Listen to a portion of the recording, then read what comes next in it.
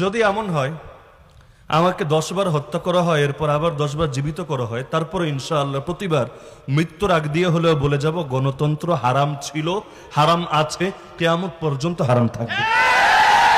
আপনি বলবেন আমি গণতন্ত্র মানি না, গণতন্ত্র করি না, আমি তো খালি নির্বাচন করি, সুতরাং এটা আসলে নির্বাচন না, এটা হলো জিহাদ। আমরা নির্বাচন করি না, আমরা জিহাদ করি।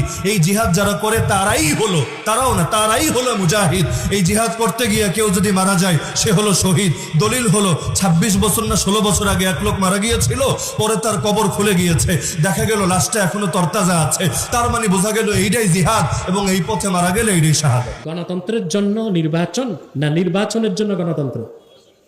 জি না, নির্বাচন প্রতিষ্ঠার জন্য গণতন্ত্র।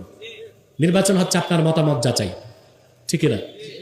তো উসুল হচ্ছে কুল্লু মা ইউআদ্দি ইলাল কুফরে ফাহুয়া কুফর, কুল্লু মা ইউআদ্দি ইলাল হারামে ফাহুয়া হারাম। যে জিনিস হারামের দিকে ধাবিত করে সেটাও হারাম, যেটা কুফরের দিকে নিয়ে যায় সেটাও কুফর। হ্যাঁ, জোর জবরদস্তি চাপিয়ে দিলে কিংবা ওজোরে নাজায়েজ মনে করে কিছু সময়ের জন্য করা, ওইটা ওজোর, ওইটা ভিন্ন। আদর্শ হিসেবে গ্রহণ করা যাবে না, ইবাদত মনে করা যাবে না।